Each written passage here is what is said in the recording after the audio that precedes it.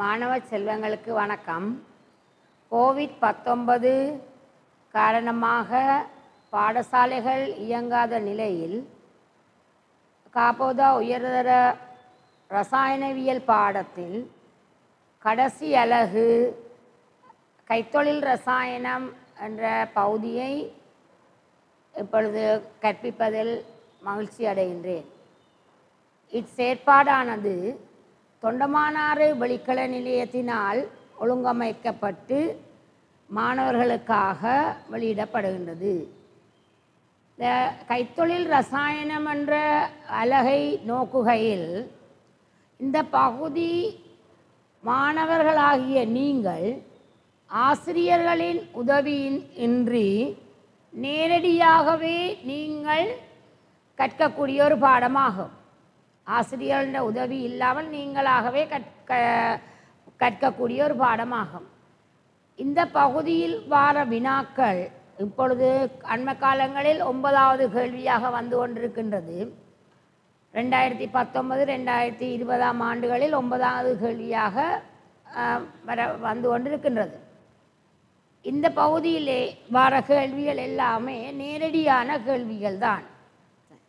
இந்த பகுதியில் பாட உள்ளடக்கத்தை பார்த்தோமானால் முதலாவது மெக்னீசியம் பிரித்தெடுப்பு, அடுத்தது NaOH தயாரிப்பு, அடுத்தது சோடியம் கார்பனேட் சோல்வே முறை தயாரிப்பு, அமோனியா உற்பத்தி, நைட்ரிக் அமில உற்பத்தி ஒஸ்வால்டின் முறை, அடுத்தது தொடுக முறை சல்பூரிக் அமில தயாரிப்பு, அடுத்தது ருட்டாயிலிருந்து டைட்டேனியம் ஆக்சைடு தயாரிப்பு, இரும்பு பிரித்தெடுப்பு, பல்பௌதியங்கள், தாவர மூலங்கள் சார்ந்த ரசாயன உரங்கள், ரசாயன உற்பத்திகள். இதில் நாங்கள் எஸ்தோப்பு மூலகங்களை பார்த்தோமானால் எஸ்தோப்பு மூலகங்களில் மெக்னீசியத்தின் பிரித்தெடுப்பும் NaOH தயாரிப்பும் சோடியம் ஹைட்ராக்சைடு தயாரிப்பும் சோல்வே முறை சோடியம் கார்பனேட் தயாரிப்பும் உண்டு. அதே மாதிரி பீத்தோப்பு மூலகங்களை பொறுத்த மட்டும் அமோனியா தயாரிப்பு, HNO3 தயாரிப்பு, தொடுக முறை சல்பூரிக் அமில தயாரிப்பு உங்களுக்கு சில பாடத்திட்டத்தில் உண்டு. டீத்தோப்பு மூலகங்களை பொறுத்த மட்டும் நீங்கள் டைட்டேனியம் உற்பத்தி ருட்டாயிலிருந்து டைட்டேனியம், அதாவது டைட்டேனியம் ஈராக்சைடு TiO2 தயாரிப்பும் இரும்பு பிரித்தெடுப்பும் உண்டு. இப்பொழுது நாங்கள் பார்த்தோம்னா ரசாயன கைத்தொழில் ஒன்றை நிறுவும் போது நீங்கள் கவனிக்க வேண்டிய விடயங்கள், முதலாவது கைத்தொழிலை பொறுத்த மட்டும் மூலப்பொருள் இருக்க வேண்டும், மூலதனம் இருக்க வேணும். கைத்தொழில் அந்த உற்பத்தியை சந்தைப்படுத்துறதுக்குரிய போக்குவரத்து வசதி இருக்க வேணும்,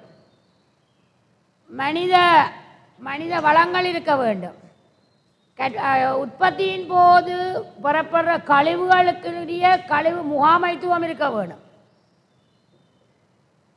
அதே நேரம் மூலப்பொருள் இலகுவாக கிடைக்கக்கூடியதாக இருக்க வேணும். இப்போ உதாரணமாக கடல் நீரிலிருந்து சோடியம் குளோரைடு உற்பத்தி செய்யக்க சூரிய ஒளி எங்களுக்கு ஒரு சக்தி, அந்த சக்தியை பயன்படுத்தி தான் சோடியம் குளோரைடு தயாரிக்கப்படுகிறது. அப்போ அந்த சக்தி, அப்படியான சக்தி எரிபொருள் அவையும் இலகுவாக கிடைக்கக்கூடியதாக இருக்க வேணும். சோடியம் குளோரைடு தயாரிப்பில் மூலப்பொருள் கடல் நீரும் எங்களுக்கு இலகுவாக கிடைக்கத்தக்கதாக இருக்க வேணும். அதே நேரம் நாங்கள் ஒரு கைத்தொழிலை ஒழுங்கு செய்யும் பொழுது, கைத்தொழிற்சாலை அமைக்கும் பொழுது பொருத்தமான இடமாக இருக்கணும். அதாவது மக்கள் கூடிய இடங்களில் கைத்தொழிலை நாங்கள் மேற்கொள்ள முடியாது. ஒரு கரையோரமாக, அதாவது ஒதுக்குப்புறமான இடமாக இருக்க வேணும். அப்படியான எல்லா அம்சங்களும் சிறந்ததாக இருக்க வேணும். இப்போ மூலப்பொருளும் கிடைக்குது, நாங்கள் அதிலெல்லாம் செலவழித்து ஒரு பொருளை உற்பத்தி செய்கிறோம்டா அந்த மூலப்பொருளுக்கு நாங்கள் செலவிட்ட பணத்திலும் பார்க்க உற்பத்தி செய்து அதை லாபத்துடன் விற்கத்தக்கதாக இருந்தால் தான் அந்த கைத்தொழில் முயற்சி வினைத்திறனாக அமையும். நாங்கள் மூலப்பொருளுக்கு நிறைய செலவு செய்து போட்டு குறைந்த விலையில் விற்பனை செய்தோம் என்று சொன்னால் அது லாபகரமானதாக அமையாது. ஆகவே ஒரு ரசாயன கைத்தொழிலை ஒழுங்கு அமைக்கும் பொழுது கவனத்தில் கொள்ள வேண்டிய விடயம், முதலாவது மூலதனம் இருக்க வேணும்.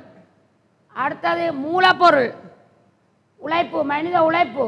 அடுத்தது டெக்னாலஜி, தொழில்நுட்பம் சிறந்ததாக அமைய வேணும். தொழில்நுட்பம் சிறந்ததாக அமைய வேணும்.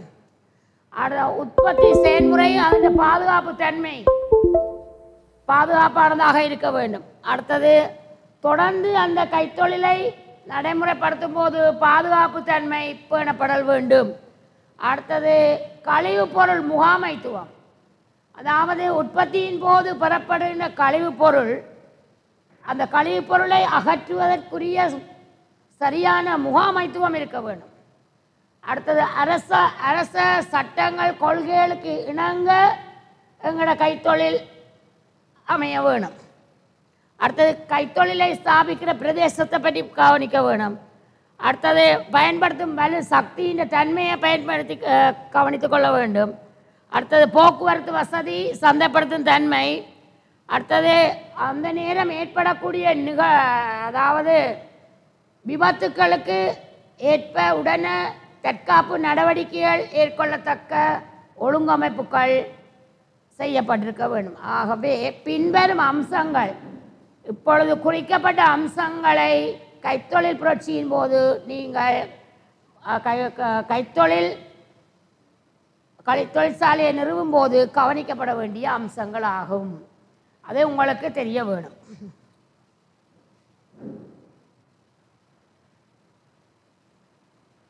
இப்போ பயன்படுத்த கவனிங்க, கைத்தொழிலின் போது பயன்படுத்தப்படுகின்ற மூலப்பொருட்கள் நீண்ட காலத்துக்கு பயன்படுத்தக்கூடியதாக இருக்க வேணும். மூலப்பொருட்கள் என்னென்ன தன்மையை கொண்டிருக்கணும் என்று தெரிய வேணும். மூலப்பொருட்கள் நீண்ட காலத்துக்கு பயன்படுத்தக்கூடிய பாரிய நோக்கங்கள் காணப்படுதல் வேண்டும். போக்குவரத்து வசதி இருக்க வேண்டும். இப்போ ஒரு மூலப்பொருள் ஒரு இடத்துல இருக்குது, கைத்தொழிற்சாலைக்கு கொண்டு வர வேண்டும் என்று சொன்னால் அதற்குரிய சரியான போக்குவரத்து வசதி அமைய வேண்டும். அடுத்தது அந்த மூலப்பொருள் தூய்மையானதாக இருக்க வேண்டும். 100% தூய்மையாக எடுக்க இயலாது. கடைசி ஒரு 80%, 90% தூய்மையானதாக இருக்க வேண்டும். அடுத்தது கைத்தொழில் உற்பத்திக்காக பயன்படுத்தப்படும் மூலப்பொருட்கள், வளி ஒரு மூலப்பொருள், நீர் ஒரு மூலப்பொருள், சோடியம் குளோரைடு கடல் நீரில் காணப்படுகின்ற சோடியம் குளோரைடு NaCl ஒரு மூலப்பொருள். அடுத்தது கனியங்கள், டொலமைட் போன்ற கனியங்கள் மூலப்பொருட்களாக பயன்படுத்தப்படும். நிலக்கரி, அடுத்தது பண்படுத்தப்படாத எண்ணெய், தாவரங்களின் பகுதிகள் மூலப்பொருட்களாக பயன்படுத்தக்கூடியவை.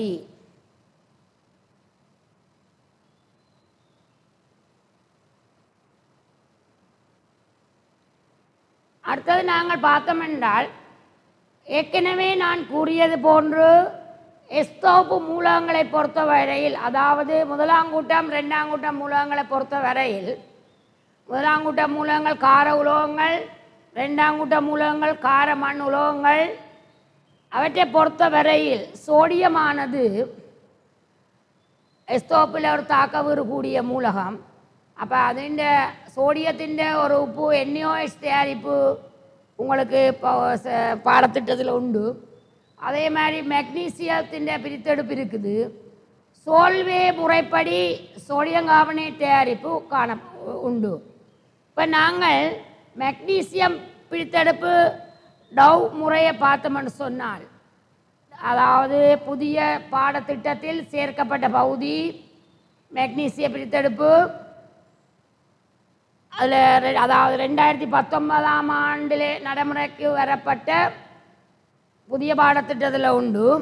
டவ் முறையில் அந்த முதலாவது படிமுறையில் கல்சியம் கார்பனேட் சுண்ணாம்பு கல்லை வெப்பமாக்கி, சுண்ணாம்பு கல்லில் உள்ள முக்கியமான கூறு கல்சியம் கார்பனேட், அதை வெப்பமாக்கி கல்சியம் ஆக்சைடும் கார்பனீர் ஆக்சைடும் பெறப்படும். கல்சியம் ஆக்சைடும் கார்பனீர் ஆக்சைடும் பெறப்படும். அல்லது கல்சியம் ஆக்சைடுக்காண்டி டொலமைட்டை ஹீட் பண்ணி டொலமைட்டை வெப்பப்படுத்தி கல்சியம் ஆக்சைடு எடுக்கலாம். டொலமைட்டை கல்சியம் கார்பனேட் மெக்னீசியம் கார்பனேட் டொலமைட்டை வெப்பப்படுத்தி கல்சியம் ஆக்சைடு மெக்னீசியம் ஆக்சைடு எடுக்கலாம். இங்கு பக்க விளைவாக CO2 வாயு பெறப்படும். உங்களுக்கு தெரியும், சுண்ணாம்பு கல்ல வெப்பமேட்டிங்கன்னா கல்சியம் ஆக்சைடும் CO2 பெறப்படும்.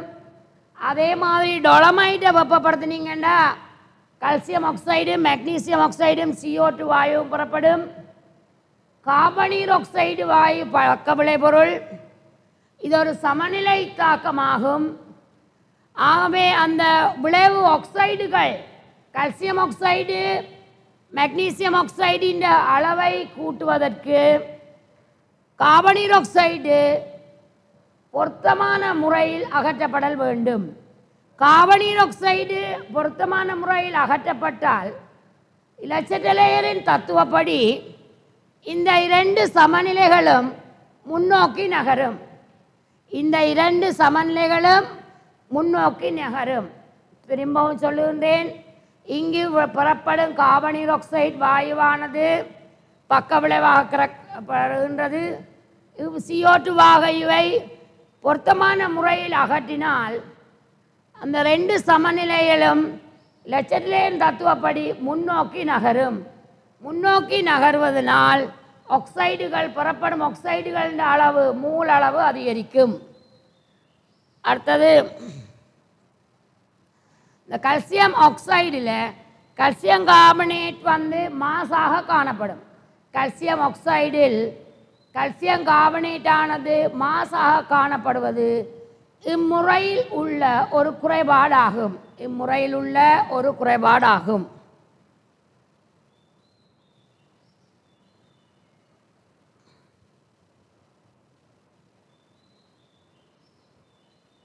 அடுத்த படி 2ல் பார்த்தோம்னு சொன்னால், படிமுறையில் மெக்னீசியம் 2+ அடங்கியுள்ள கரைசலுக்கு இந்த ஆக்சைடு கரைசலை சேர்க்கும் போது அங்கு என்ன நடைபெறும் என்றால், அப்போ நீரோட மெக்னீசியம் 2+ கொண்ட கரைசலுக்குள்ள சேர்க்கும் பொழுது அங்கே நீரோட சேர்ந்து கல்சியம் ஹைட்ராக்சைடு உருவாகும். அந்த ஆக்சைடு கலவையை சேர்க்க கல்சியம் ஆக்சைடு இருக்குது, மெக்னீசியம் ஆக்சைடு இருக்குது. நீருடன் சேர்ந்து கல்சியம் ஹைட்ராக்சைடு உருவாகும். கரைதிறன் பெருக்கம் மெக்னீசியம் ஹைட்ராக்சைடு ஒரு நீரில் கரையாத ஒரு வீழ்வடிவு. கல்சியம் ஹைட்ராக்சைடும் அரிதில் கரையும் ஒரு அயன் சேர்வை, ஓரளவு கரையக்கூடியது. கல்சியம் ஹைட்ராக்சைடின் கரைதிறன் பெருக்கமானது மெக்னீசியம் ஹைட்ராக்சைடின் கரைதிறன் பெருக்கத்திலும் அதிகம். ஆமே அந்த கரைசலுக்கு மெக்னீசியம் 2+ சேர்க்கும் பொழுது மெக்னீசியம் அயன்கள் MgOH ஆக வீழ்வடிவாகும். கல்சியம் ஹைட்ராக்சைடு ஆனது சமநிலையில் கல்சியம் 2+, அதாவது நீரோட தாக்கமடைந்து கல்சியம் ஹைட்ராக்சைடு உருவாகும். கல்சியம் ஹைட்ராக்சைடு ஒரு சமநிலையில் இருக்கும் பொழுது கல்சியம் 2+ம் OH- காணப்படும். மெக்னீசியம் அயனானது அந்த OH- உடன் சேர்ந்து மெக்னீசியம் ஹைட்ராக்சைடாக வீழ்வடிவாகும். ஏற்கனவே நான் கூறியுள்ளேன், கல்சியம் ஹைட்ராக்சைடின் கரைதிறன் பெருக்கம் மெக்னீசியம் ஹைட்ராக்சைடின் கரைதிறன் பெருக்கத்திலும் பார்க்க உயர்வு. ஆகவே அயன் பெருக்கம் கரைதிறன் பெருக்கத்தை மீறும்போது மெக்னீசியம் ஹைட்ராக்சைடு ஆனது வீழ்வடிவாகும். ஏனெனில் மெக்னீசியம் ஹைட்ராக்சைடின் கரைதிறன் பெருக்கம் குறைவு. ஆகவே மெக்னீசியம் அயனானது OH- சேர்ந்து மெக்னீசியம் ஹைட்ராக்சைடாக வீழ்வடிவாகும் போது கல்சியம் அயனின் கரைதிறன், அதாவது கல்சியம் ஹைட்ராக்சைடின் கரைதிறன் அதிகரிக்கும். ஏனென்றால் கல்சியம் ஹைட்ராக்சைடானது கல்சியம் அயனுக்கும் OH- இடையில ஒரு சமநிலை நிகழ்வில் இருக்கும். அதனால் கல்சியம் ஹைட்ராக்சைடால் வர OH- ஆனது மெக்னீசியம் அயனுடன் சேர்ந்து மெக்னீசியம் ஹைட்ராக்சைடாக வீழ்வடிவதனால் அது கல்சியம் ஹைட்ராக்சைடின் சமநிலை முன்னோக்கி நகரும். லெச்சட்டலேயரின் தத்துவப்படி கல்சியம் ஹைட்ராக்சைடின் கரதிறனுக்கான சமநிலை நிகழ்வு முன்னோக்கி நிகழ OH- செறிவு அதிகரிக்கும். இதனால் மெக்னீசியம் ஹைட்ராக்சைடானது ஒரு கட்டத்தில் முற்றுமுழுதாக வீழ்வடிவாக்கப்படும். அந்த மெக்னீசியம் ஹைட்ராக்சைடு இந்த முறையில் வீழ்வடிவாகிறதுக்கு காரணம் மெக்னீசியம் ஹைட்ராக்சைடின் கரதிறன் பெருக்கம் கல்சியம் ஹைட்ராக்சைடை விட சிறிதாக காணப்படல். அப்போ இதில் முக்கியமாக கரைசல் உள்ள மெக்னீசியம் 2+ வீழ்வடிவாக செய்வதற்கு தேவையான அளவு கல்சியம் ஆக்சைடு சேர்க்கப்படும். ஒரு கட்டத்தில் முழு மெக்னீசியம் அயனம் MgOH2 வீழ்வடிவாக்கப்படும். இங்கு மெக்னீசியம் ஹைட்ராக்சைடுடன் வீழ்வடிவாகாத கல்சியம் ஹைட்ராக்சைடும் காணப்படும். அதாவது அயனாக்கம் கரைந்த நிலையில் இல்லாத கல்சியம் ஹைட்ராக்சைடும் காணப்படுதல் இந்த முறையின் ஒரு பிரதிகூலமாகும்.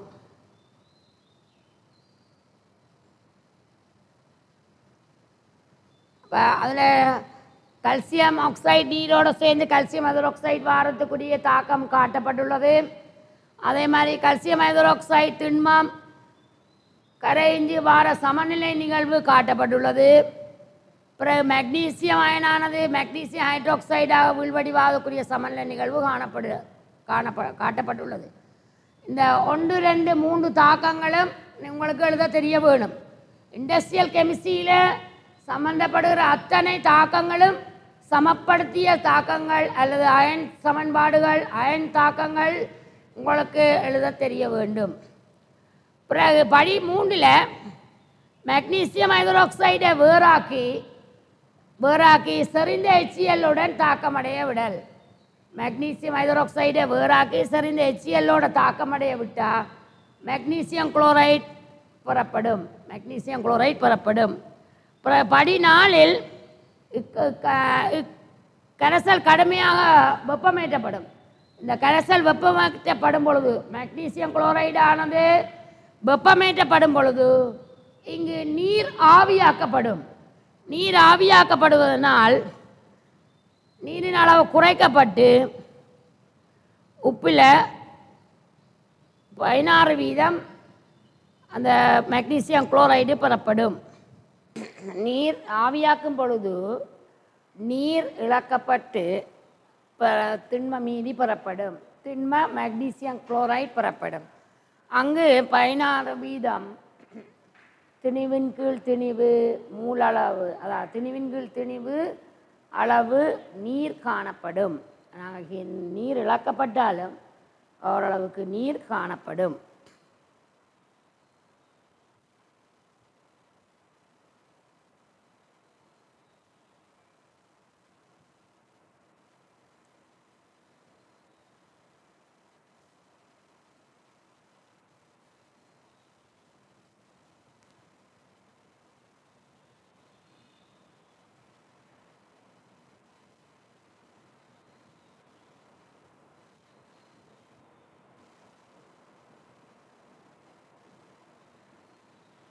வெப்பப்படுத்தின் பொழுது மெக்னீசியம் குளோரைடானது நீர் இழக்கப்பட்டு நீர் குறைந்த MgCl2 6 நீர் மூலக்கூறு இருந்தால் 4 நீர் மூலக்கூறாக காணப்படும். பிறகு இந்த பெறப்பட்ட திண்மத்தை மெக்னீசியம் குளோரைடு திண்மத்தை உருக்கி மின்பகுக்கப்படும். உருக்கி என்ன காரணம்? உருக்கும் பொழுது திண்மம் திரவ நிலைக்கு மாற்றப்படும். அப்போ மெக்னீசியம் குளோரைடு திண்மமானது வெப்பமேற்றி உருக்கி திரவ நிலைக்கு மாற்றப்படும். இப்போ எங்கள்கிட்ட இருக்கிறது MgCl2 திரவம். MgCl2 திரவத்தை நாங்கள் மின்பகுக்கும் பொழுது அப்போ அங்கே வந்து MgCl2 திரவத்தில் என்ன காணப்படும்? கட்டியர் Mg2+, அன்னேன் Cl- காணப்படும். அப்போ அன்னேன் வந்து அனோடுக்கு செல்லும். நீங்கள் மின்பகுப்பில் படிப்பிச்சிருப்பீங்க. அன்னேன் அனோடுக்கு செல்லும், கட்டியன் கதோடில் சென்று ரக்கமடையும். அப்போ குளோரைடு அயன் திரவ நிலையில் உள்ள குளோரைடு அயன் இறக்கமடைந்து, அதாவது இலத்திரனை இழந்து ஒட்சியேற்றம் அடைந்து, அனோடில் பொதுவாக ஒட்சியேற்றம் நடக்கும். ஆகவே குளோரைடு அயன் இலத்திரனை இழந்து ஒட்சியேற்றம் அடைந்து Cl2 வாயுவாக மாறும்.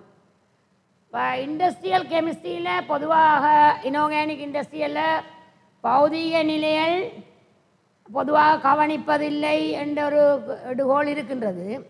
ஆனாலும் இண்டஸ்ட்ரியல் கெமிஸ்ட்ரியில் வார மின்பகுப்பு சம்பந்தமான சமன்பாடுகளில் பௌதீக நிலைகள் இருந்தால்தான் முழுமையான புள்ளிகள் வழங்கப்படும். அப்போ நாங்கள் இப்போ பார்த்து கொண்டிருக்கிறது இண்டஸ்ட்ரியல் கெமிஸ்ட்ரி. அதில் மெக்னீசியம் பிரித்தெடுப்பில் மெக்னீசியம் குளோரைடை உருக்கி மின்பகுத்தல் செயல்முறையை கழிச்சு கொண்டு நிற்கிறோம். அதில் அன்னியன் அனோடில் இறக்கமடையும். அப்போ அன்னியன் வந்து குளோரைடு அயன், திரவ நிலையில் உள்ள குளோரைடு அயன் ஒட்சியேற்றம் அடைஞ்சு Cl2 கேஸாக புறப்படும். இங்கேயும் வாயு என்ற பௌதிக நிலை குறிப்பிடப்பட வேண்டும். இங்கே Cl- திரவ நிலை. பௌதிக நிலைகள் குறிப்பிடப்படாட்டில் உங்களுக்கு புள்ளிகள் வழங்கப்பட மாட்டாது. சரியா? இண்டஸ்ட்ரியல் கெமிஸ்ட்ரியிலையோ இனோர்கானிக்லேயோ வர ஃபிசிக்கல் கெமிஸ்ட்ரி பகுதியாக இருந்தால் பௌதிக நிலைகள் குறிப்பிடப்பட வேண்டும். அதாவது பொதுவாக மின்பகுப்பில் பௌதிக நிலைகள் குறிப்பிடப்படல் வேண்டும். இங்கு பெறப்படுற குளோரின் வாயு மெக்னீசியம் பிரித்தெடுப்பில் மெக்னீசியம் குளோரைடை மின்பகு கேட்க திரவநிலை மெக்னீசியம் குளோரைடை மின்பகுக்கும் பொழுது குளோரின் வாயு பெறப்படும். குளோரின் வாயு இந்த இடத்துல ஒரு பக்க விளைவு. குளோரின் வாயு வந்து HCl தயாரிப்புக்கு பயன்படும். அப்போ பக்க விளைவை வைத்துக்கொண்டு நாங்கள் HCl தயாரிக்கிறோம். ஹைட்ரோகுளோரிக் அமிலம் வந்து எங்களுக்கு இந்த மெக்னீசியம் பிரித்தெடுப்பில் தேவையான ஒரு மூலப்பொருள். அப்போ பக்க விளைவு குளோரின் வாயுவை வைத்துக்கொண்டு நாங்கள் HCl தயாரிக்கிறோம். இப்போ பக்க விளைவை அதாவது மீள் சுழற்சியில் நாங்கள் ஹைட்ரோகுளோரிக் அமிலத்தை பயன்படுத்துகிறோம். அதாவது பக்க விளைவையும் நாங்கள் உச்ச வினைத்திறனாக பயன்படுத்தப்படுகின்றது. அப்போ திருப்பி மீண்டும் மெக்னீசியம் ஹைட்ரோக்சைடு HClோட தாக்கமடைய விடப்பட்டு மெக்னீசியம் குளோரைடு உற்பத்திக்காக பயன்படுத்தப்படும். இப்போ கட்டியன் கதோட்டில் சென்று இறக்கமடையும். கட்டியன் மெக்னீசியம் 2+, மெக்னீசியம் 2+ தாழ்த்தப்பட்டு மெக்னீசியம் திரவ நிலைக்கு வரும். இங்கேயும் திரவ நிலை குறிப்பிடப்பட வேண்டும் மாணவர்களே. இங்கேயும் திரவ நிலை Mg2+ திரவ நிலை. பௌதிக நிலை இந்த இடத்துல குறிப்பிடப்படாட்டி புள்ளிகள் வழங்கப்பட மாட்டாது. பெரும்பாலும் இந்த முறை மெக்னீசியம் பிரித்தெடுப்பு எதிர்பார்க்கப்படுகின்றது. அதை கவனத்தில் கொள்ளவும். அப்போ இப்பொழுது நாங்கள் மெக்னீசியம் தயாரிச்சிட்டோம். அப்போ 4 படிமுறைகளுக்கு ஊடாக மெக்னீசியம் பிரித்தெடுப்பு மெக்னீசியம் தயாரிப்பு பற்றி கதைச்சிருக்கிறோம். அதில் தயாரிப்பில் அந்த படிமுறைகளில் சொன்ன வசன நடைமுறைகள் உங்களுக்கு MCQ கூட்டு காரணங்களுக்கு தேவை.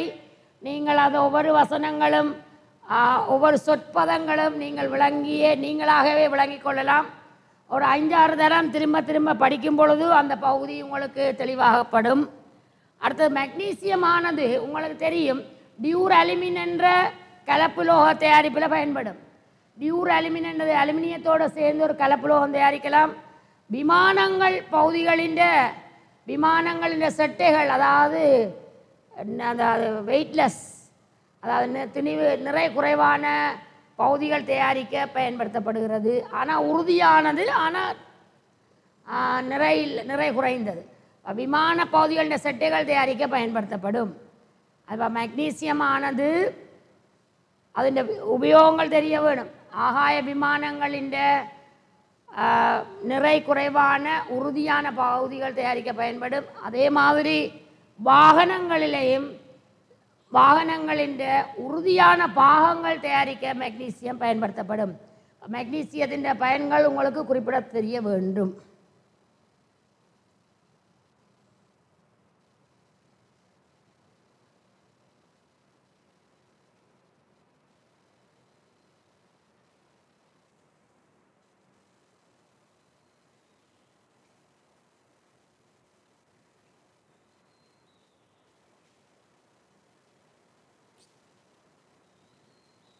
நீங்கள்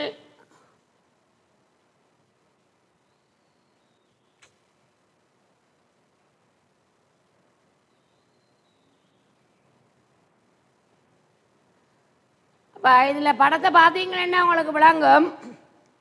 அந்த குளோரின் வாயு வெளியேற பாதை, திரவ மெக்னீசியம் எங்கே பெறப்படுகின்றது, உருக்கு கொள்கலன் எது கெதோடு, உருக்கு கெதோடாக பயன்படுத்தப்படும், மற்றது என்னென்ன பொருட்கள் இருக்கின்றது என்றது, காரியம் அனோட், அதாவது பென்சில் கரி அனோடாக பயன்படும், உருக்கு கெதோடாக பயன்படும்.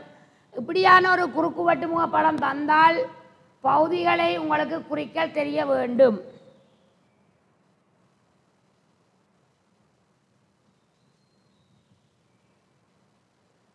அடுத்தது எரிசோடா தயாரிப்பு.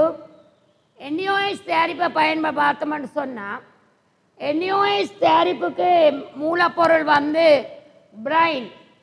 பிரைன் என்று சொன்னால் செறிந்த சோடியம் குளோரைட் கரைசல். செறிந்த சோடியம் குளோரைட் கரைசலானது பிரைன் என அழைக்கப்படும். பிரைன் ஆனது NaOH தயாரிப்புக்கு ஒரு மூலப்பொருள் ஆகும். அதில் கவனிங்கோ, செறிந்த NaCl கரைசல் பிரைன் என அழைக்கப்படும். சோடியம் குளோரைட் கரைசலை பிரைன் கரைசலை மின்பகுத்து எரிசோடா தயாரிக்கப்படும். எரிசோடா என்பது NaOH ஆகும். இப்போ சோடியம் ஹைட்ராக்சைடு உற்பத்தியில் உங்களுக்கு பக்க விளைவுகள் ஐதரசனும் குளோரினும்.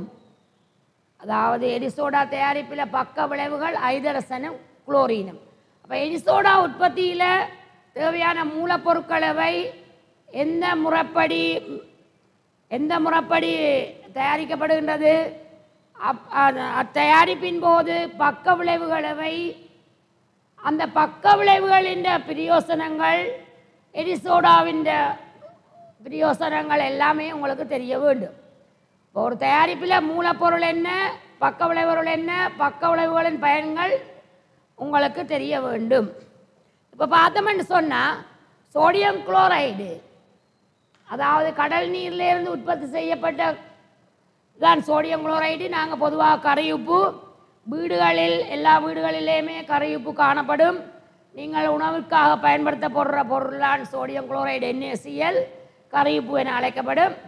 கரையுப்பு கரைசலின் செறிந்த கரைசலை, அதாவது பிரைன் தயாரிக்கப்படும். பிரைன் தயாரிக்கப்பட்டு மின்பகுப்பு செயன்முறையில் சோடியம் ஹைட்ராக்சைடு தயாரிக்கப்படும். அப்போ இந்த தான் அங்கே நடக்கிற அடிப்படை விஷயம். முதல்ல சோடியம் குளோரைடின் செறிவான கரைசல் தயாரிக்கப்படும். அப்புறம் அந்த சோடியம் குளோரைடு கரைசலை மின்பகுத்து சோடியம் ஹைட்ராக்சைடு தயாரிக்கப்படும். இவரை தான் சொல்கிறோம் நாங்கள் எரிசோடா NaOH. வார பக்க விளைபொருள் ஐதரசனும் குளோரினும். ஐதரசன் வாயுவும் குளோரின் வாயுவும் பக்க விளைபொருளாக கிடைக்கப்பெறும். அந்த எரிசோடா உற்பத்திக்காக பயன்படுத்தப்படுற கலங்கள் கார குளோரோ கலங்கள் என அழைக்கப்படும். எரிசோடா உற்பத்திக்கு பயன்படுத்தப்படுகிற கலங்கள் கார குளோரோ கலங்கள் என அழைக்கப்படும். அதில் 3 வகையாக உண்டு. ரசக்கல முறை, பிரிமெண்டாட்டு கலமுறை, மென்சவு கலமுறை. ரசக்கலமுறை, பிரிமெண்டாட்டு கலமுறை, மென்சவு கலமுறை.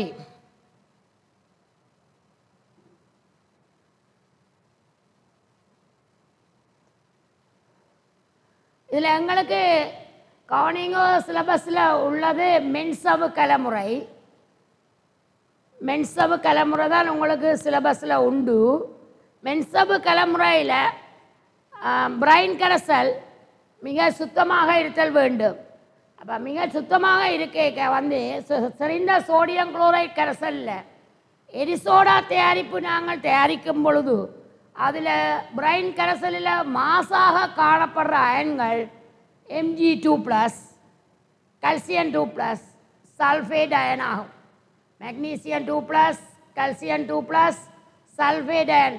அதில் காட்டப்பட்டுள்ள 3 அயன்களும், magnesium ion, calcium ion, sulphate ion, 3 அயன்களும் எரிசோடா உற்பத்தியின் போது பிரைன் கரைசலில் காணப்படுற மாசாக காணப்படுற அயன்கள் ஆகும். உங்களுக்கு இந்த எக்ஸாமுக்கு நேரடி கேள்வி. காணப்படுற அயன்கள் மெக்னீசியம் 2+, கல்சியம் 2+, சல்ஃபேட் அயன் மாசாக காணப்படும். இது உற்பத்தி செயல்முறைக்கு தடையாக இருக்கும். எங்களோட நோக்கம் சோடியம் குளோரைடில் இருந்து NaOH தயாரிக்கிறத நோக்கம். அப்படி நோக்கத்தின் போது எங்களுக்கு தடையாக இருக்கிற அயன்கள் magnesium ion, calcium ion, sulphate ion. அப்போ அந்த அயன்களை நாங்கள் முதல்ல வீழ்வடிவாக்க வேண்டும், அதை அகற்ற வேண்டும். அந்த அயன்களை அகற்றுறதுக்காக மெக்னீசியம் அயனானது மெக்னீசியம் ஹைட்ரோக்சைடாகவும், கல்சியம் அயனானது கல்சியம் கார்பனேட்டாகவும், பேரியம் அயனானது பேரியம் சல்ஃபேட்டாகவும் வீழ்வடிவாக அகற்றப்படும். இப்போ கவனிங்கோ, தடையாக உள்ள calcium ion, magnesium ion, sulphate அயன்கள் மெக்னீசியம் அயன் மெக்னீசியம் ஹைட்ரோக்சைடாகவும், கல்சியம் அயன் கல்சியம் கார்பனேட்டாகவும், பேரியம் அயன் பேரியம் சல்ஃபேட்டாகவும் வீழ்வடிவாக அகற்றப்படும். அந்த தடையாக உள்ள அயன்கள் எவ்வாறு அகற்றப்படுகின்றமைக்குரிய சமன்பாடு, இந்த 3 சமன்பாடு மாணவர்களே உங்களுக்கு தெரிய வேண்டும். இண்டஸ்ட்ரியல் கெமிஸ்ட்ரியில் வர அயன் சமன்பாடோ ஈடு செய்த சமன்பாடுகளோ உங்களுக்கு தெரிய வேண்டும், எல்லாம் சமப்படுத்தப்பட்டிருக்க வேண்டும்.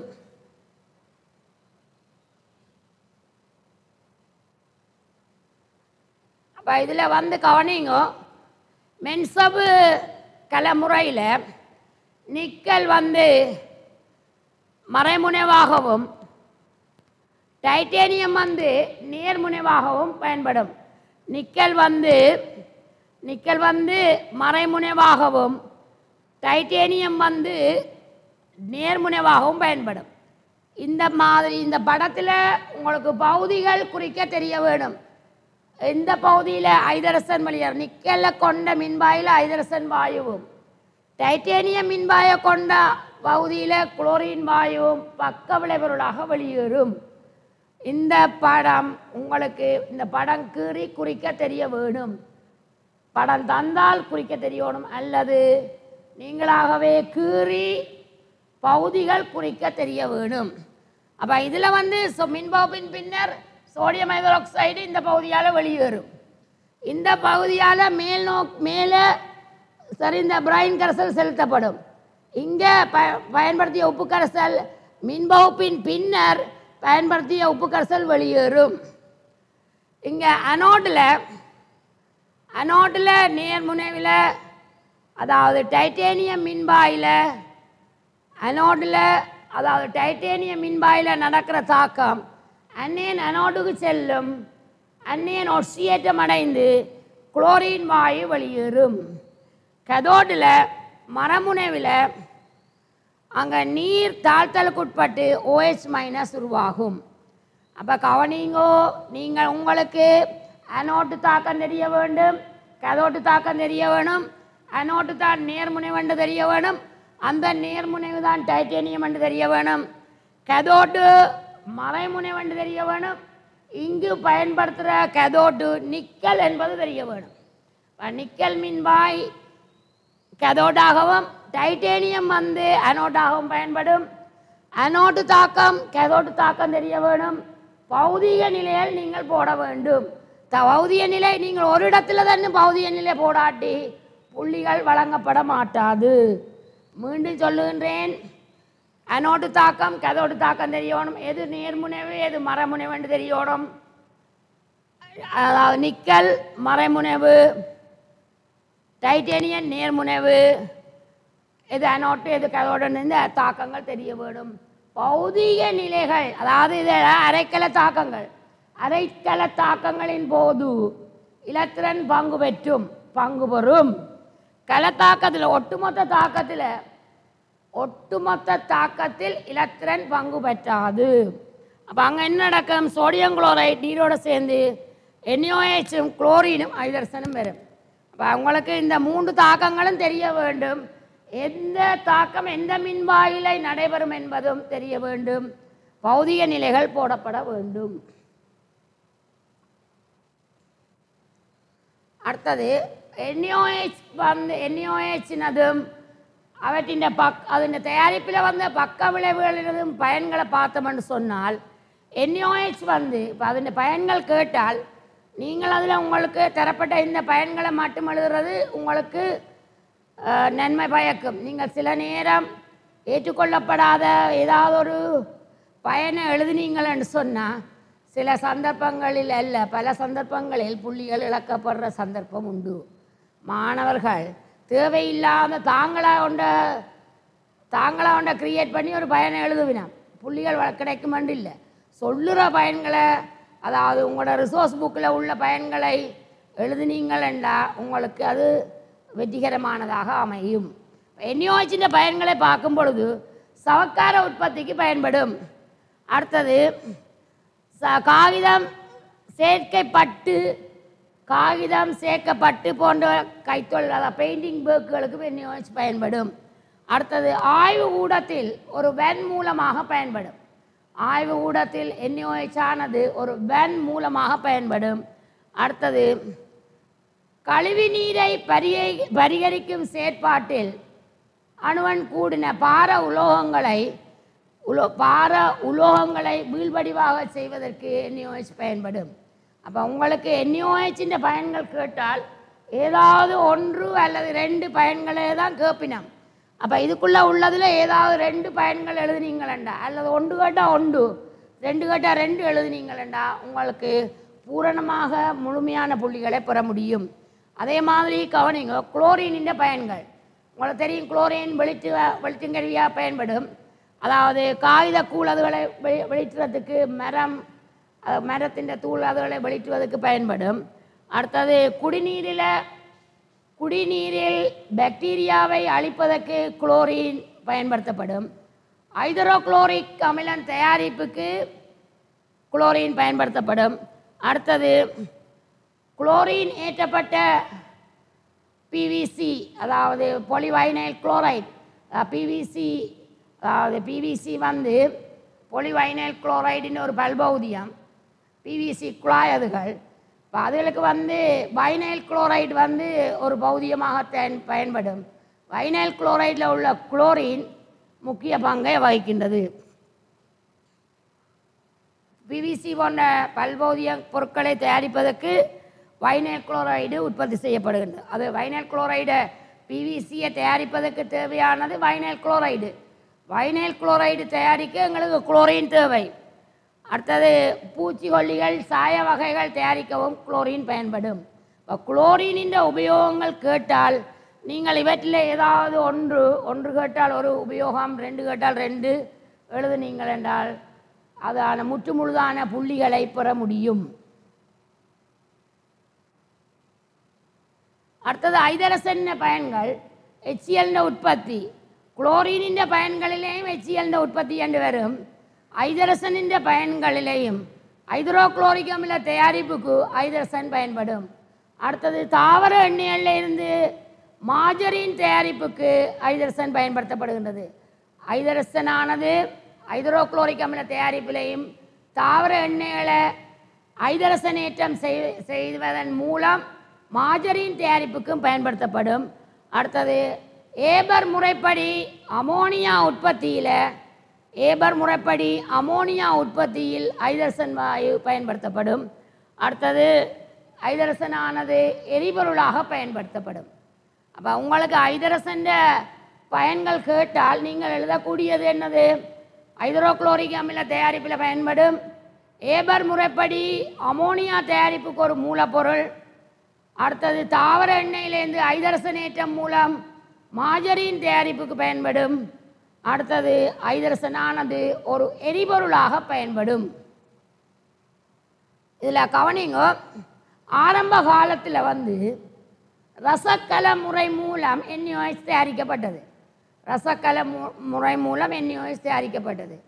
இது ஏன் கைவிடப்பட்டது என்றால், சூழலுக்கு ரசம் விடுவிக்கப்படுற சந்தர்ப்பம் உண்டு. அதே நேரம் தயாரிக்கப்பட்ட NaOHலும் சிறிதளவு ரசம் காணப்பட்டமையினால் NaOH தயாரிப்பின் இந்த ரசக்கல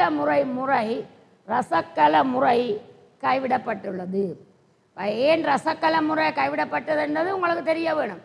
அதில் ஆரம்ப காலத்தில் வந்து பயன்படுத்தப்பட்டாலும் சூழலுக்கு கொஞ்சம் ரசம் இழக்கிற சாத்தியப்பாடும் காணப்பட்டமையும், அடுத்து தயாரிக்கப்பட்ட NaOHல் ரசமானது காணப்பட்டமையினாலும் நாளடைவில் ரசக்கல முறை தயாரிப்பு கைவிடப்பட்டது.